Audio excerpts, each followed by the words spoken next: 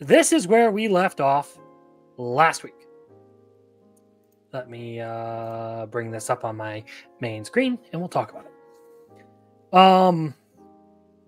So this is where we left off last week, and I have watched a couple of things.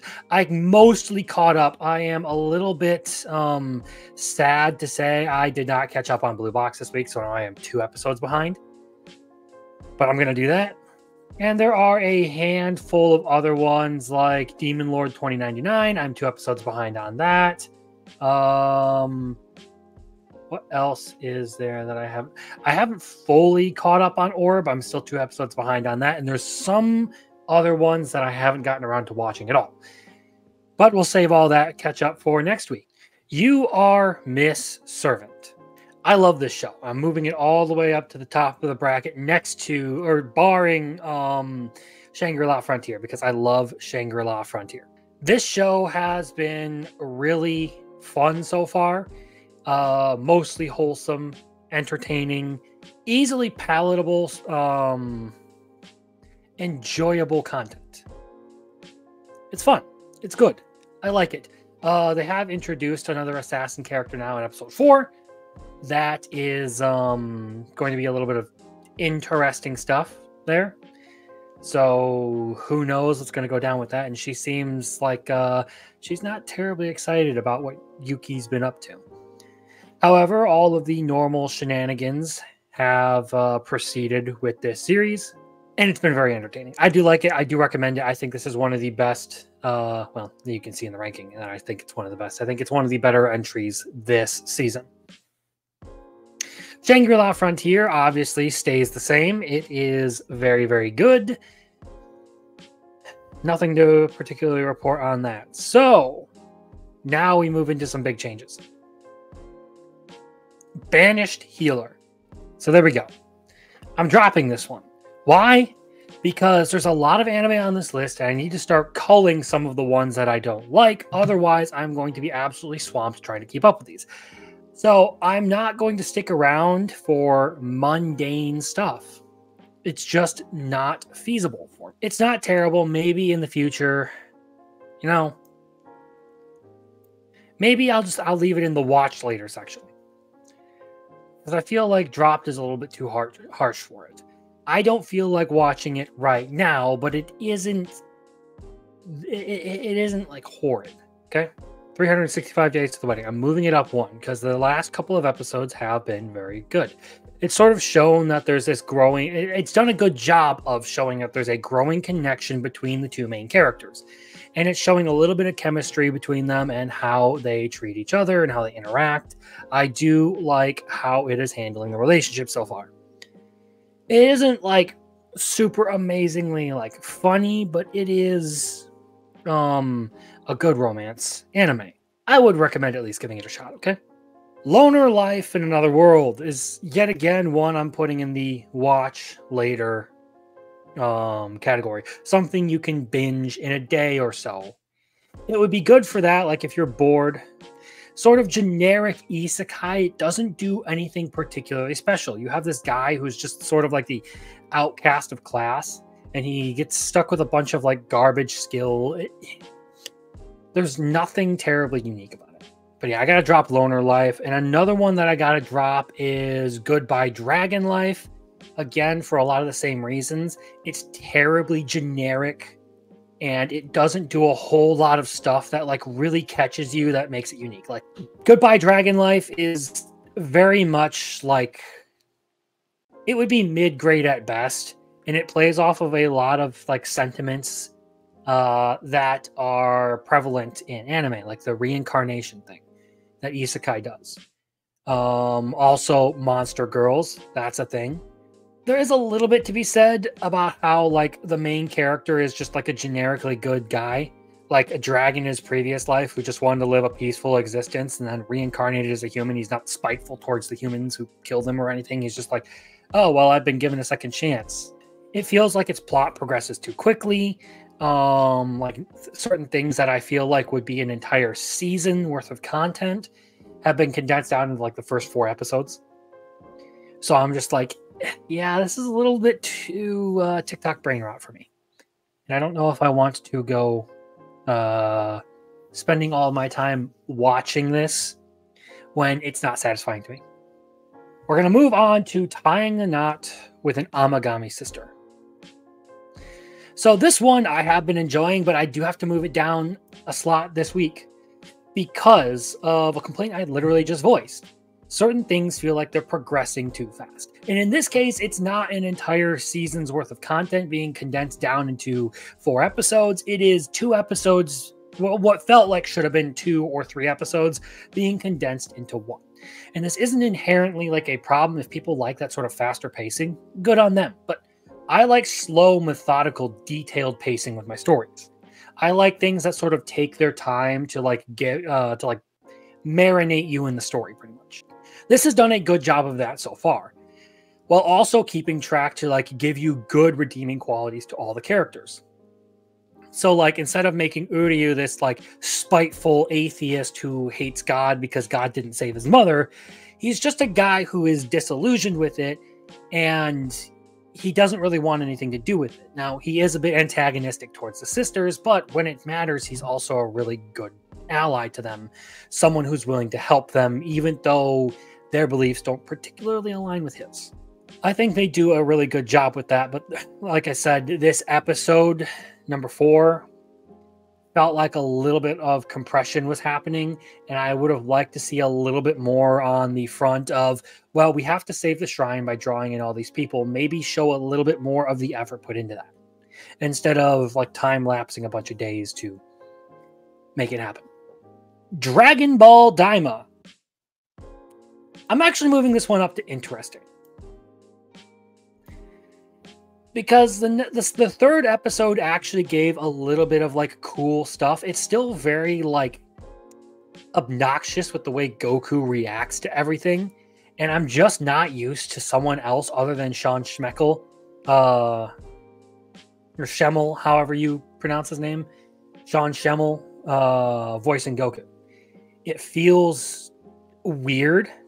But they did give us a good action sequence in like the Demon World Bar where Goku's sort of like getting used to fighting in a new environment and with like showing that he's adapting to his new body and situation and all of that.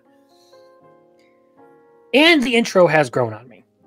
It's not terrible, but I do not think it is my favorite Dragon Ball project. And as I said last week, I am not a terribly huge fan of Dragon Ball. So now we get to a new one that I watched, Trillion Game. And this one's also going to go in the interesting category. Now I'm going to put it right in the middle of the pack for interesting. So if you don't know what this is, Trillion Game is effectively the story of 2 friends, or 2 high school friends, who decide to start up a company with the goal of making 100 trillion yen. Now, that roughly equates to $1 trillion. Rough math there, because I don't know the exact exchange rate. It's roughly 100 yen to $1, so like a yen is like 1 cent. Of course, people who are more knowledgeable about that would probably correct me and jump down my throat, but it's close enough to get the point across, right? They're trying to make $1 trillion. So it's somewhat fun. I've been watching the dub for it. What I will say is I like the concept of it. Like you have the tech guy who's like the actual like properly skilled person, and then you have the salesman guy who is a born liar, a born yapper, who can like talk up a storm and like get the money he needs, and he knows people, he can work with people, but he is not an ethical type of person at all. I think it's interesting, only interesting, because then it comes down to like art style, and I do not like the art style. I think it's actually like character designs and stuff are actually kind of ugly. So yeah, this one, I was decently surprised. I saw some people say it was their favorite anime of the season, but not mine. But if you know anything about me, you'll know that anything that has to compete with ReZero might as well be chocolate. The most notorious talker runs the world's most powerful clan. I'm actually moving this one up, because it does a good job of like showing that Noel, the main character, is kind and as like meek as he can seem. He can be ruthless if he needs to be. Like in the latest episode, one of his clients tries to poison him so that they can get out of paying the fee for a job. Noel basically jams his thumb in this guy's eye and threatens to kill him and all that. And this, of course, disillusions the guy's daughter, who was like infatuated with Noel because of the previous job they had done for the family. But all because they tried to screw Noel out of payment and even tried to kill him. So it's like you can understand his reaction, but he is not a merciful person to anyone who will stab him in the back. And this is the second time in the series that we have seen this. He is brutal to the people who betray him. Otherwise, he is a very good person. Like in the first instance of him being betrayed, there was one guy who actually stayed by his side, and he was kind and decent to that person. The other two who decided that they were going to try and cheat him, not so much. Not so much. Really good sort of balancing like the dark and light aspects of both characters who are in it so far. That being Alma and Noel, and they kind of take different routes. Actually, I kind of like the contrast there, where Alma like starts off like you learn she's like she comes from a clan of assassins and all of that, and you sort of like see the more like innocent side of her come in and the more emotional side of her come in, and Noel starts off as like this like aspiring seeker, someone who like you would expect to be like a good shining beacon, and then more and more you see him, the more you realize that there's some like dark, brutal parts of his personality that shine through every now and then. I do sort of like that contrast and how it's been balancing those things so far, as he is determined in pursuit of his goal and he's not going to let people slight him. Mecha Uday. Now this one actually started off really strong for me.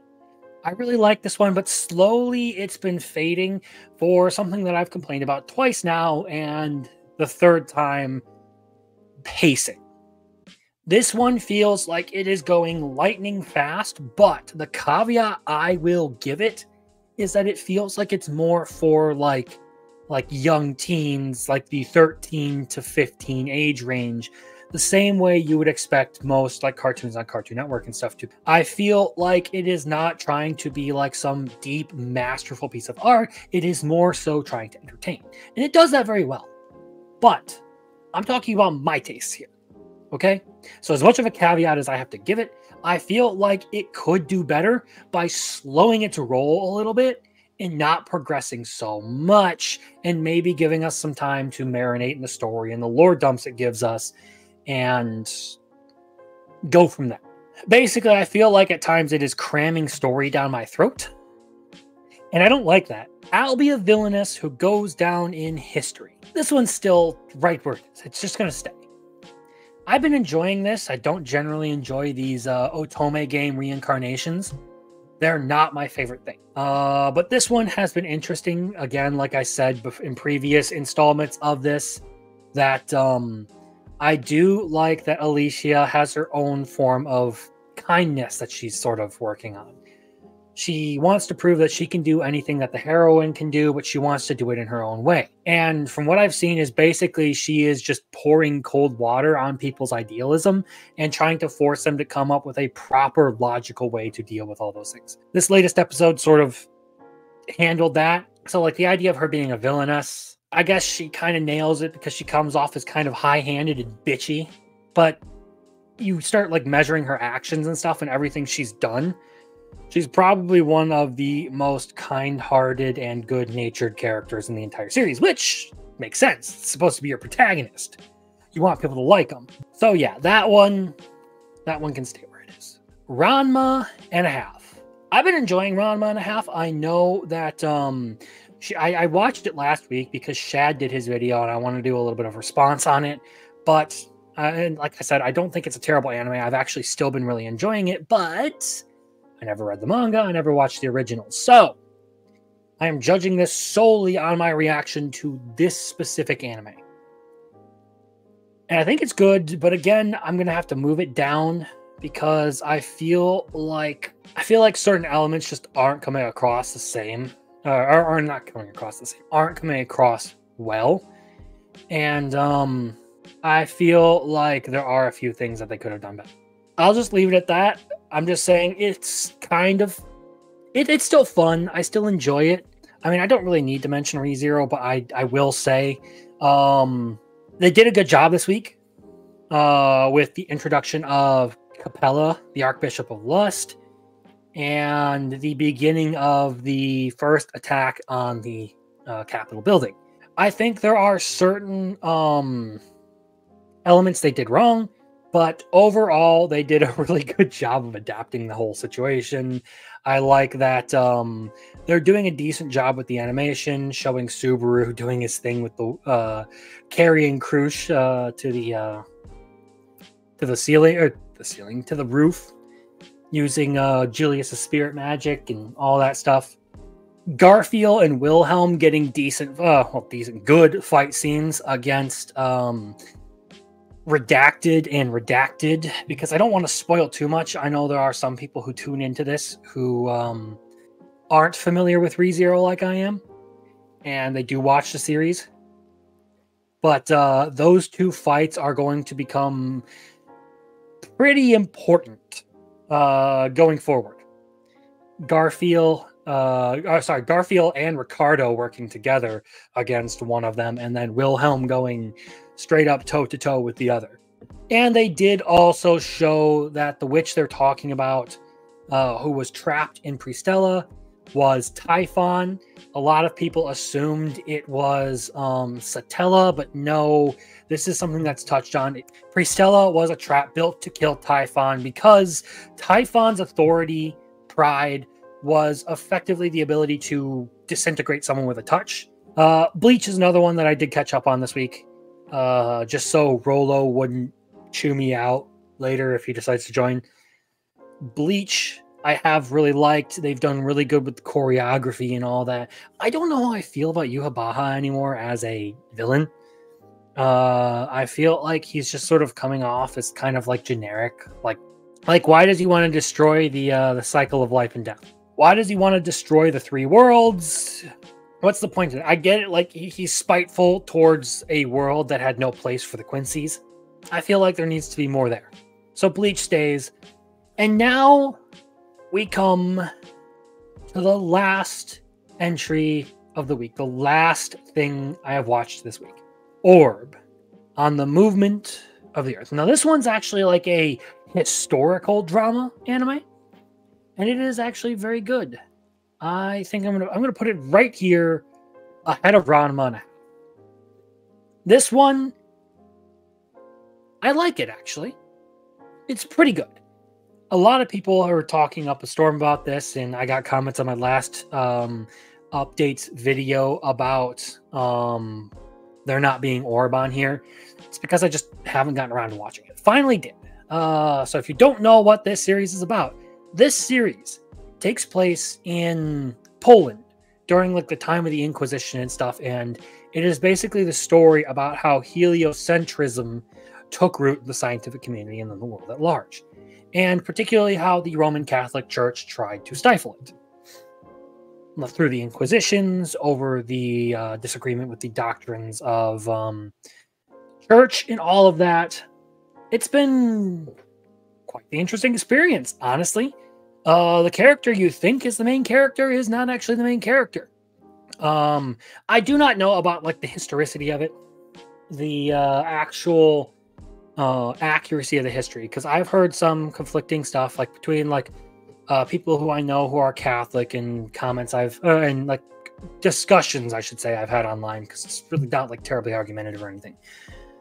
That some of like the perception of how the church responded to heliocentrism is not true. So I wonder as to like how accurate like the pushback against heliocentrism because of the problems it would create to the infallibility of the church really were. But That aside, it's still a good story in a interesting anime. And it basically follows the compounding efforts of multiple people to drive forward the idea of heliocentrism and the pursuit of scientific knowledge. And it doesn't do it in like a spiteful anti-Christian way. In fact, the first 3 episodes, the characters expressed their desire to live in a beautiful universe designed by God. They basically believed that the geocentric view of the universe wasn't very beautiful, and that it was almost a mockery to God because of how overly complex and cumbersome it was in predicting the movements of the heaven.